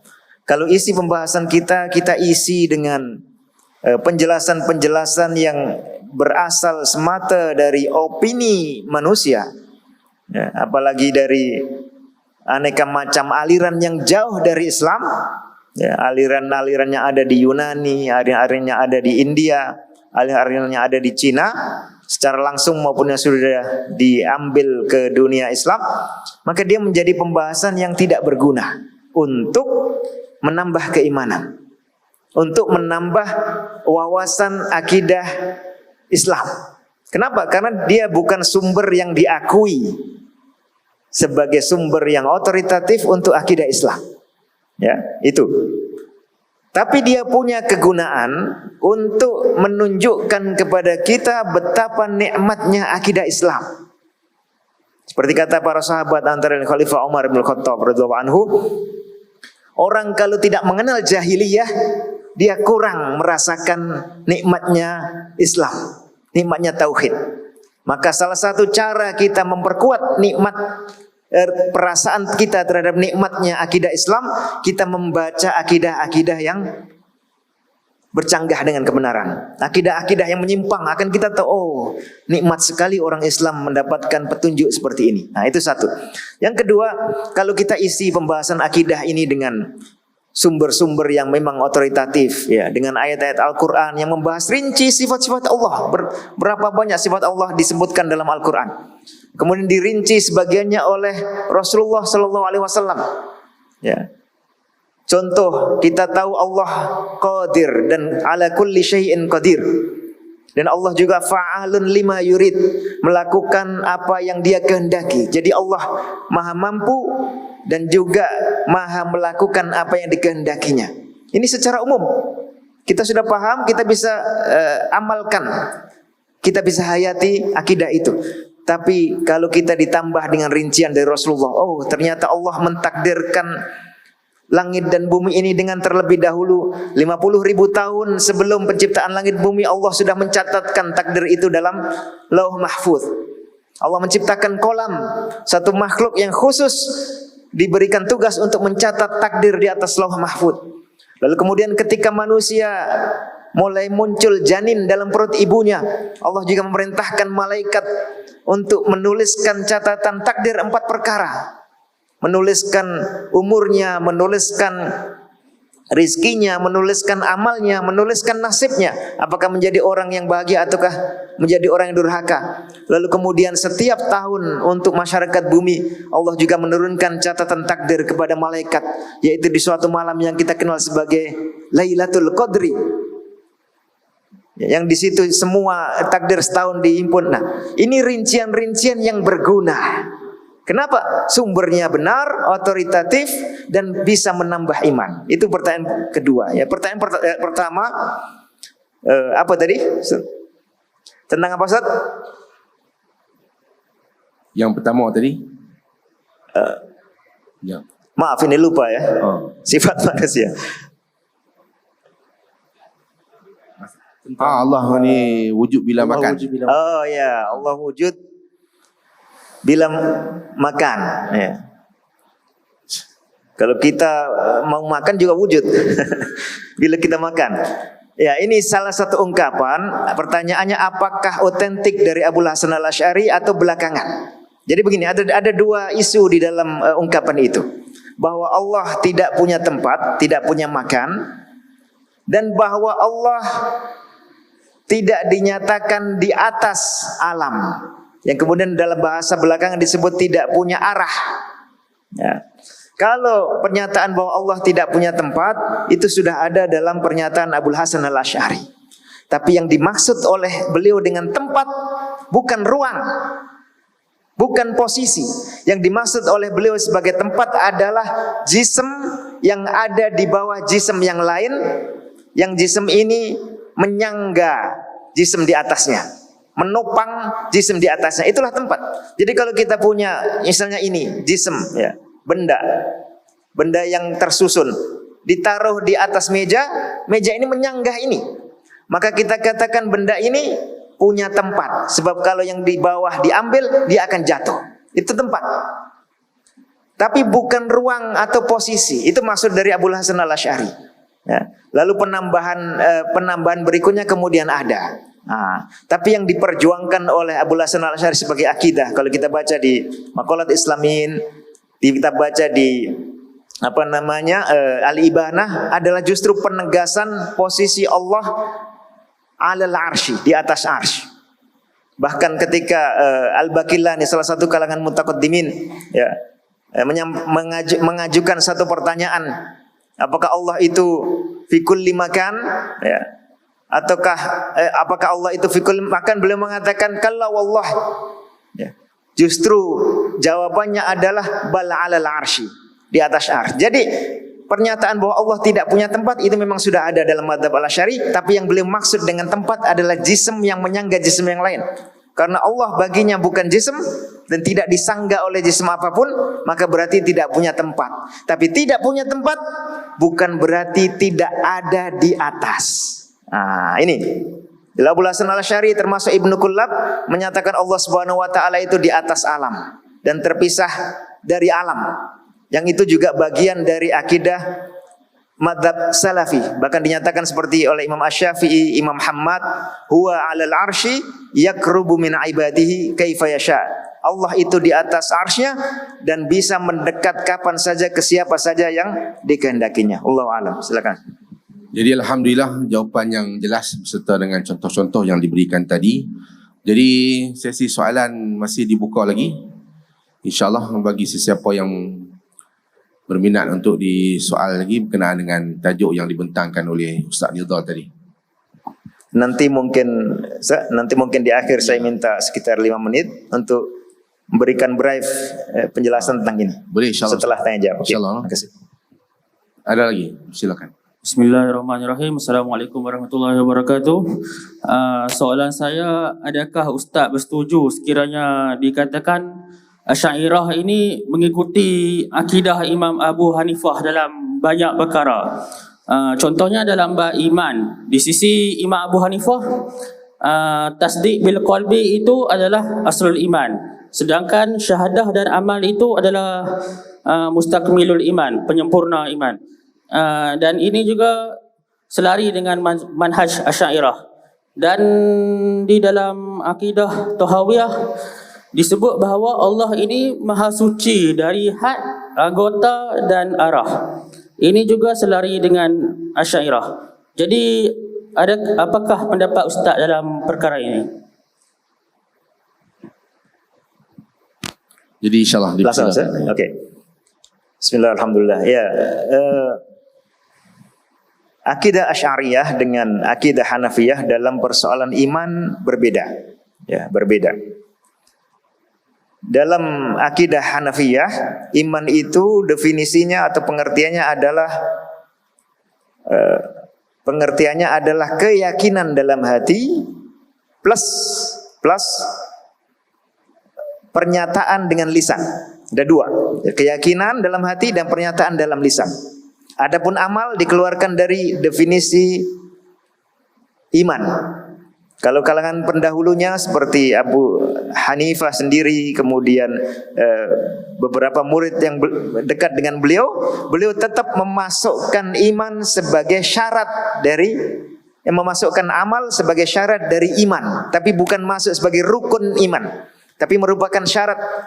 Ini intinya juga samalah, mirip atau serupa. Kita tahu dalam fikah misalnya orang niat solat itu dijadikan oleh mazhab Syafi'i sebagai rukun, oleh mazhab Hambali dijadikan sebagai syarat.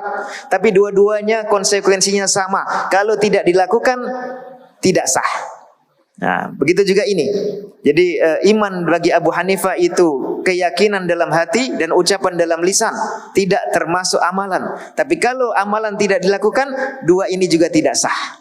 Ya, kalau bagi ahlu sunnah wal jamaah yang lebih senior, kalangan as-salaf as-soleh, pengikut para sahabat, juga kalangan tabi'in dan atba'ut tabi'in serta para imam sampai sekarang, mereka tegas-tegas mengatakan al-imanu qaulun wa amal. Qaul itu artinya perkataan dalam hati dan lisan, amal itu artinya perbuatan dalam hati maupun dalam anggota badan. Nah, jadi ada mengungkapkan seperti Imam Ats-Tsauri qaulun wa amalun wa niyyah supaya mencakup tiga-tiganya.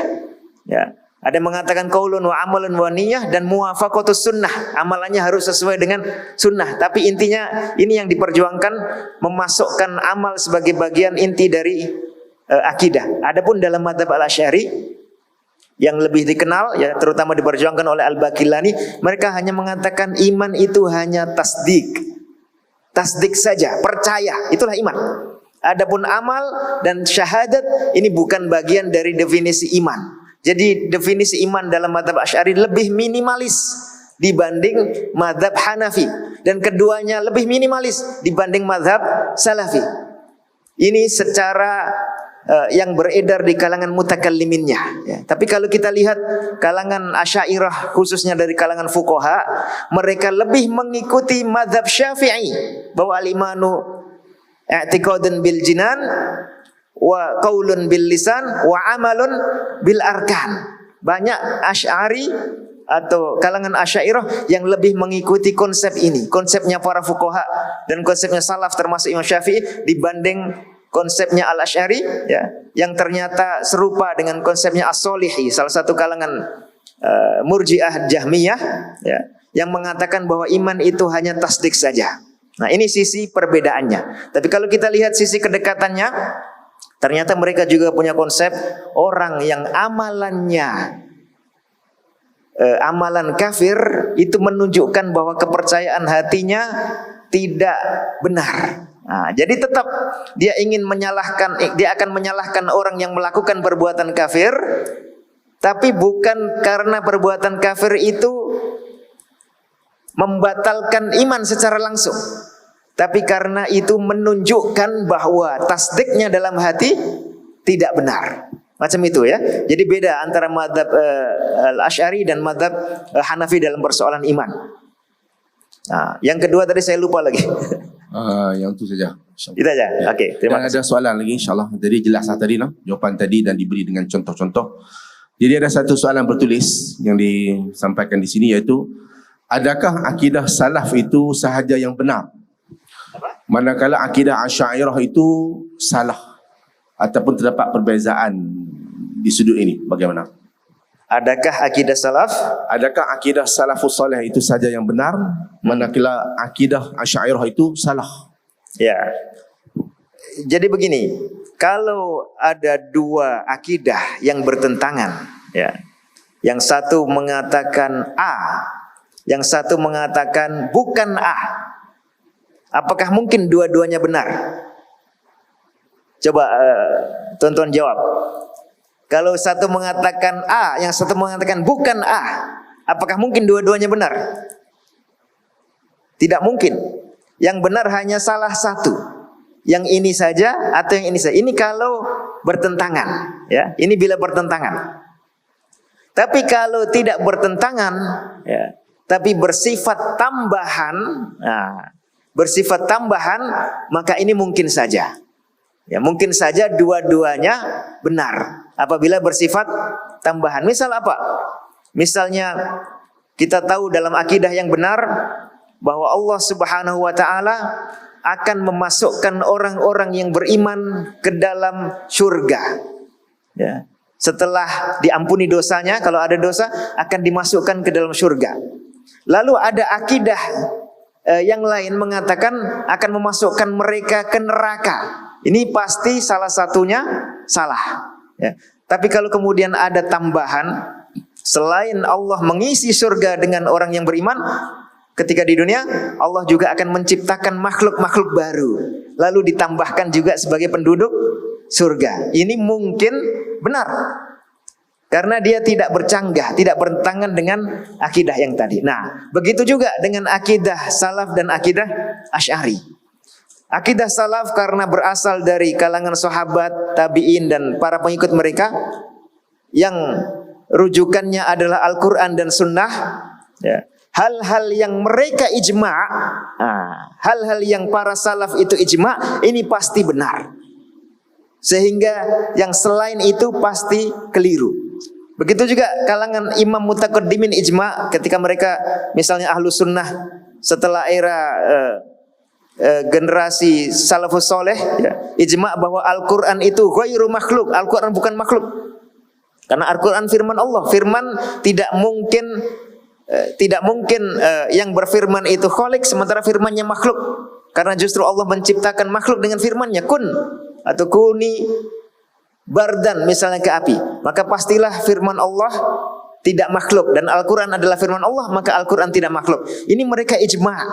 Walaupun itu belum dibahas oleh kalangan sahabat dan tabi'in, maka ini pasti benar. Sehingga yang mengatakan Al-Quran makhluk pasti salah. Mau Mu'tazilah, mau Asy'ari, mau apapun afiliasinya, kalau bercanggah dengan sesuatu yang salaf ijma'. Adapun kalau salaf tidak ijma', ya, Misalnya ada sahabat mengatakan Rasulullah pernah melihat Allah ketika Isra Mi'raj. Ada sahabat lain mengatakan Rasulullah belum pernah melihat Allah sampai beliau wafat. Maka ketika Al-Asy'ari mengatakan, ya, ada orang Asy'ari mengatakan Rasulullah melihat Allah, maka ini tidak bisa kita pastikan keliru. Sebab yang dua ini tadi, ya, belum ijma', ya, tidak bisa kita hukumi sebagai keliru kecuali kita mendatangkan dalil yang terperinci mengenai itu. Wallahu a'lam. Jadi alhamdulillah jelas sekali penangan ataupun jawapan yang diberikan oleh Ustaz Al-Fadhil Ustaz Nidhal Mashhud. Jadi ada soalan lagi tak?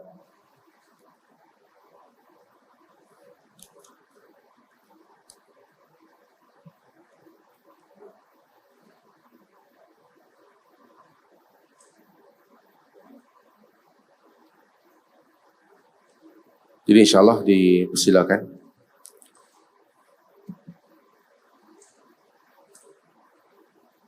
Assalamualaikum warahmatullahi. Waalaikumsalam warahmatullahi. Saya ada dua soalan. Silakan. Yang pertama mengenai soalan yang pertama ni dia berkait dengan slot sebelum ini, iaitu Maulana Nasri tadi mengenai usul dan furuk, tapi berkait juga dengan slot yang sekarang. Baik, berkenaan dengan isu usul dan furuk, saya nak tanya tadi tapi tak sempat. Apakah garis panduan ataupun mi'yar untuk kita nak klasifikasikan perkara itu usul dan furuk dalam akidah? Contoh, saya bagi contoh dalam isu istawa.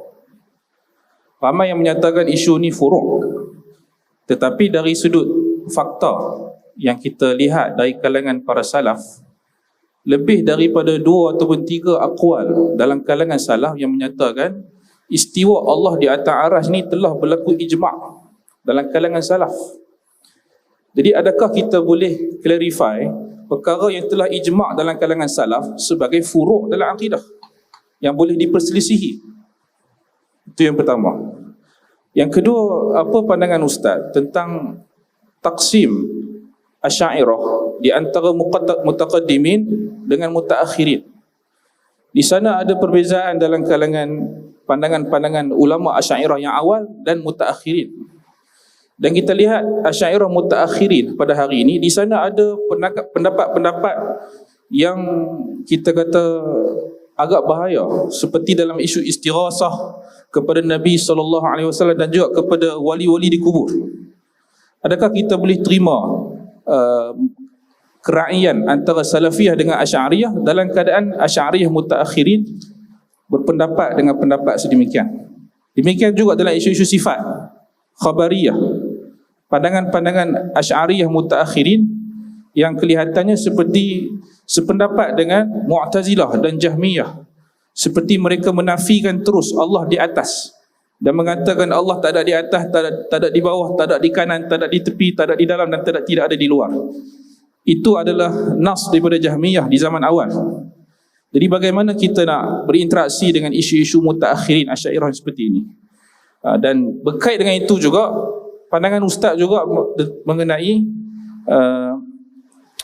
ulama-ulama Asy'ariyah seperti Al-Ghazali dan juga Ar-Razi yang terdapat nas dan juga riwayat-riwayat yang begitu banyak dalam kitab-kitab Asy'ariyah sendiri yang mengatakan bahawa mereka ni tarajuk kepada mazhab salaf di akhir hayat mereka.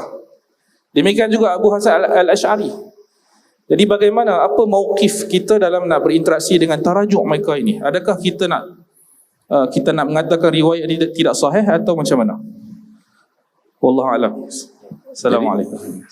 Ya, terima kasih. Ini penanya terakhir atau ada lagi? Ya, tolong minta Ustaz jawab yang soalan yang kedua dulu. Okey. Ada waktu berapa menit? Waktu insyaAllah kita ada lebih kurang 10 minit ni. 10 menit. Okey. Bismillah ya. Bismillah, alhamdulillah. Untuk soalan pertama, jadi furu' atau usul itu, furu' artinya cabang, usul artinya pokok. Ya. Apa yang menjadi cabang bisa juga menjadi pokok bagi perkara yang lain yang lebih detail. Nah, ini pandangan saya. Jadi sebetulnya usul atau furu' itu relatif. Tidak bisa menjadi patokan untuk kita menghukumi seseorang kafir atau bukan kafir hanya karena ini. Karena pembagian ini bisa kita tarik-tarik. Persoalan istiwa bisa menjadi furu' dari persoalan sifatullah. Tapi dia juga menjadi usul bagi persoalan yang lebih detailnya lagi. Lalu apa cara kita menilai? Untuk menilai cukup complicated. Tidak hanya kita nilai perkaranya, tapi kita perlu nilai orang itu mengatakan ini karena apa? Apakah karena ada niatan ingin membantah syariat, ataukah tidak ada niatan itu hanya karena salah paham? Ada seseorang karena sangat gembiranya dia mengatakan ana rabbun wa anta abdun misalnya, salah ucap. Ini perkara sangat mendasar, tapi karena dia mengucapkannya bukan karena ingin mendurhakai Allah.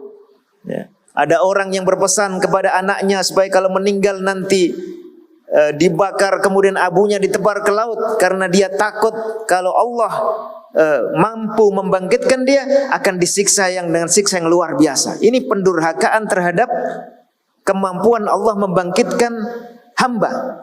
Tapi dia mengatakan itu karena salah pikiran, bukan karena sengaja ingin menolak syariat. Maka di sini ada yang namanya udzur. Jadi walaupun ucapan seseorang itu sangat krusial, sangat parah, tapi kalau dia punya udzur, entah karena tidak mampu paham atau udzur karena salah memahami dalil, maka di sini ada celah bahwa vonisnya tidak akan jatuh. Seperti itu ya Ustaz. Jadi usul atau furu' itu sebetulnya relatif, tapi rata-rata orang menyebut masalah usul artinya ini perkara yang sangat kuat. Sangat kuat sehingga jangan sampai diselisih. Lalu yang kedua saya jawab sekaligus dengan menjelaskan ini, bisa ditampilkan. Ya, insyaallah mungkin sekitar 5 menit atau 6 menit ya. Ya, soalan yang kedua berkenaan dengan ada 2. Ya, silakan. Tadi kan.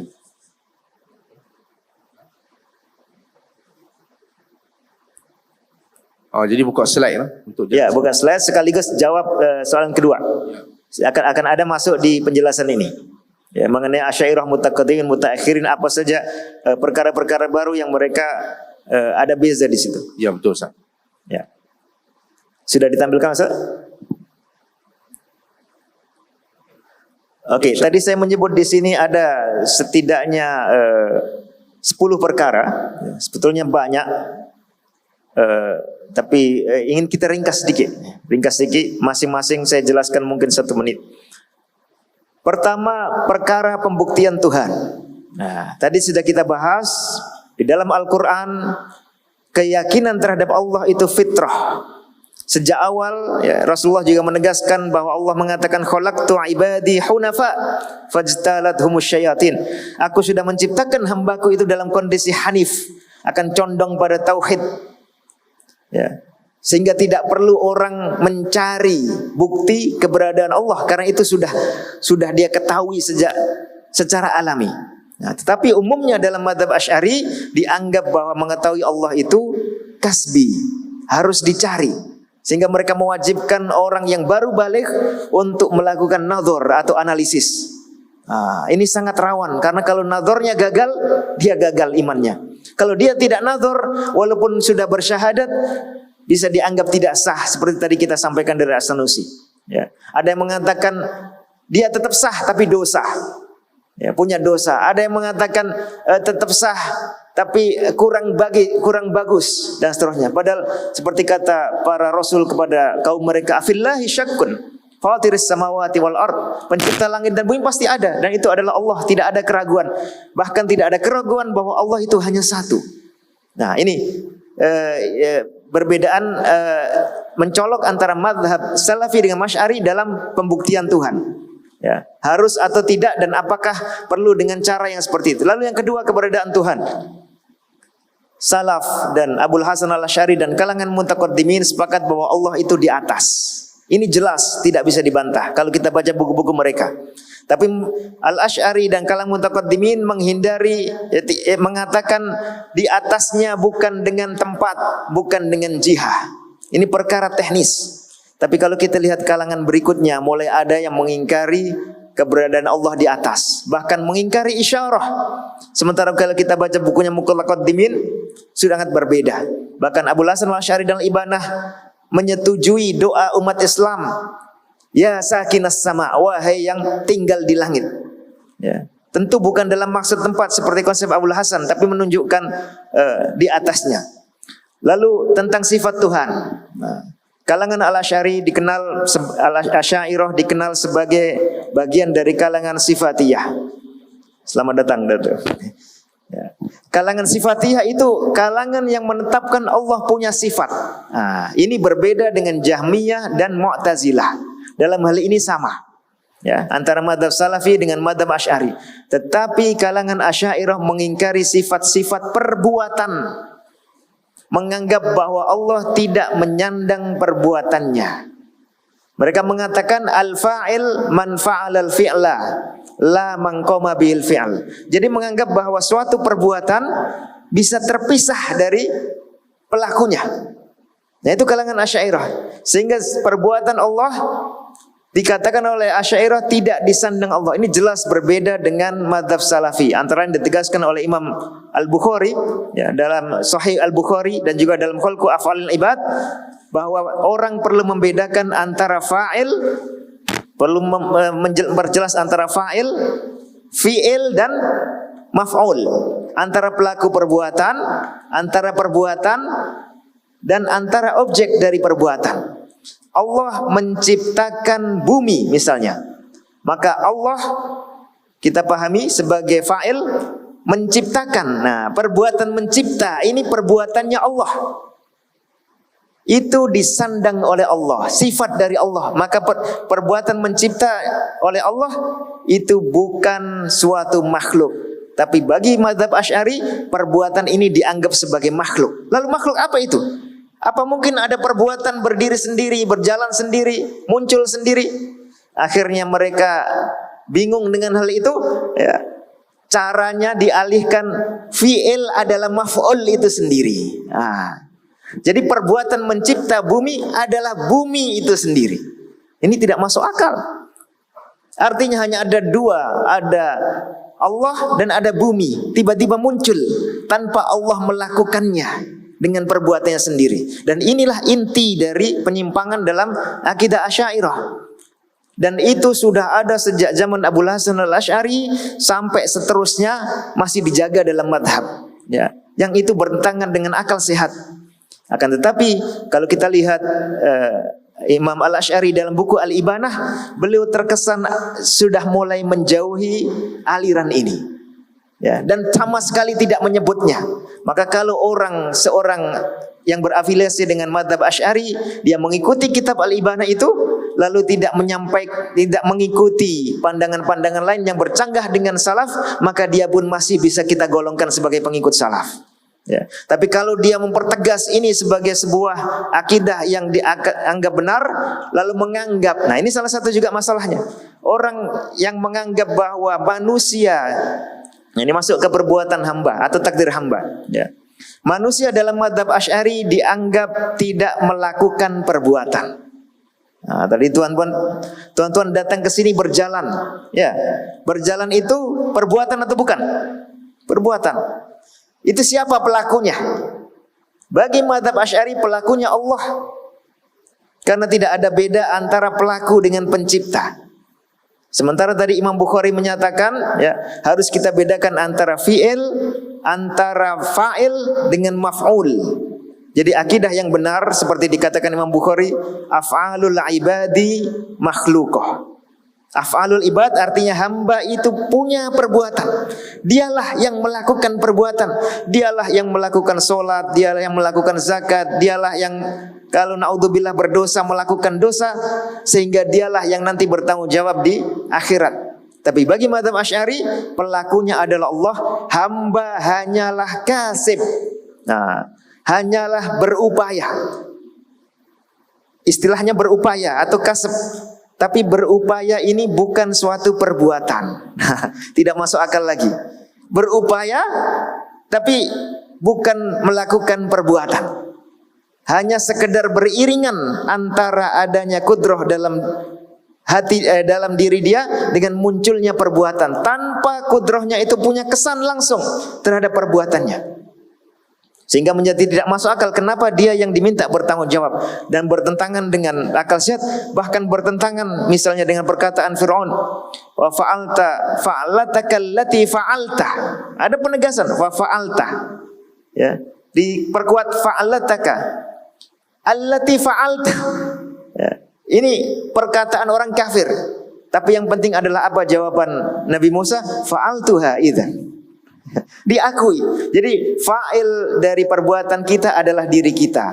Adapun Allah itu adalah pencipta dari perbuatan itu. Sebagaimana Allah mencipta diri kita, Allah mencipta badan kita, Allah mencipta perbuatan kita, Allah mencipta kehendak dalam hati kita, lalu itu melahirkan perbuatan, maka perbuatan ini juga adalah ciptaan Allah, tapi bukan dilakukan oleh Allah. Ini antara sifat Tuhan perbuatan hamba, ya. Sama status Al-Quran, ya. Kita tahu Al-Quran itu kalam, dan kalam itu isinya adalah ungkapan dan makna. Ini saya ringkas, ungkapan dan makna. Bismillahirrahmanirrahim itu ungkapan, ya. Lalu ada maknanya, itulah kalam. Ini berdasarkan akal sehat dan bahasa manusia. Adapun orang yang hanya punya makna dalam hati tapi tidak diungkapkan, dia dikatakan sakitun, orang diam. Tapi menurut mazhab Asy'ari bukan. Makna itulah kalam. Adapun ungkapan ini sesuatu yang berbeda dari kalam. Nah, ini juga tidak masuk akal. Maka ketika Allah berfirman, itu Allah menyampaikan suatu makna, ya, yang sudah diketahui oleh ilmunya, lalu menyampaikannya dengan berupa ungkapan. Misalnya ya Musa, itu betul-betul ada ungkapan ya Musa. Dan ungkapan itu punya makna, dua-duanya adalah sifat dari Allah Subhanahu wa taala. Tentang pengertian iman tadi sudah kita bahas. Nah, terakhir tentang bukti kenabian, ada sejak Al-Baqilani dan yang lain menganggap bahwa nabi hanya bisa dibuktikan dengan mukjizat. Kalau tidak itu tidak terbukti kenabiannya. Nah, ini kita tahu Khadijah, Abu Bakar As-Siddiq tahu Rasulullah itu nabi dan yakin, dan iman mereka ini sah tanpa mereka menunggu adanya mukjizat. Jadi mestinya kita buka lebar, ya. Bukti kenabian itu luas. Tidak hanya perkara mukjizat yang di luar keadaan, yang luar biasa. Tapi orang kalau sudah tahu bahwa si A ini jujur sejak kecil, akhlaknya mulia, tidak pernah melakukan perbuatan yang buruk, tidak mungkin orang itu mengaku nabi kecuali satu dari dua perkara. Orang ini berubah menjadi orang yang sangat buruk, atau memang orang ini benar. Karena orang ini bukan orang yang buruk, maka orang ini benar. Maka berarti kenabiannya sudah terbukti. Ini rata-rata sahabat seperti itu, ya. Jadi di dalam mazhab Asy'ari ada pembatasan bukti kenabian menjadi sangat sempit. Sementara rahmat Allah itu sangat luas. Sebagaimana bukti keberadaan Allah juga sangat banyak. Tidak hanya bukti yang disampaikan oleh mazhab Asy'ari, yaitu dalilul a'rad, ya. Ini istilah teknis, ya. Yang itu sendiri mereka banyak ikhtilaf, banyak berdebat mengenai keabsahannya. Bukti kenabian juga tidak hanya mukjizat tapi sangat luas. Bukti keberadaan Allah itu sangat banyak. Setiap satu makhluk kita tahu ada biji. 1 minggu dia berubah menjadi tunas misalnya. Lalu 1 bulan dia berubah menjadi pohon. Seterusnya setelah 3 bulan dia memunculkan buah. Tidak mungkin ini muncul tanpa ada pencipta. Otomatis pencipta ada. Bahkan bukan hanya mencipta, dia punya kasih sayang, sifat rahmah. Dia punya sifat ihkam karena menyusun makhluk yang sedemikian dahsyat. Itu 1 biji sudah cukup menjadi dalil keberadaan Allah, bahkan menjadi dalil sifat-sifat mulia Allah. Kenapa dibatasi dengan dalilul a'rad yang dikatakan alam ini jauhar dan arad? Lalu jauhar itu tidak bisa dibuktikan kebaharuannya kecuali dengan keharusan ada kemestian adanya arad pada jauhar. Lalu kemudian ini tidak bisa dibuktikan kecuali dengan penafian hawadis la awallah. Banyak istilah teknis. Yang intinya di dalam mazhab Asy'ari ada pembatasan seseorang beriman kepada Allah dipersulit. Nah, yang seperti ini perlu kita kritik, perlu kita koreksi supaya kembali kepada manhaj salaf, ya, bahwa bukti keberadaan Allah itu sangat luas, ya, dan bukti kebenaran Rasulullah itu sangat besar, sehingga dengan mudah orang yang punya pikiran yang sehat dengan mudah akan percaya kepada Allah, dengan mudah percaya kepada Rasulullah, dan dia tidak perlu mempersulit, tidak perlu memperkarakan, tidak perlu menganggap bermasalah ayat-ayat dan hadis-hadis yang menjelaskan sifat-sifat Allah. Bagaimana mungkin Allah menurunkan Al-Quran yang justru zahirnya bermasalah? Allah Maha menjelaskan dengan penjelasan yang terbaik dan dengan penjelasan yang bermanfaat, dengan penjelasan yang tidak menyisakan keraguan.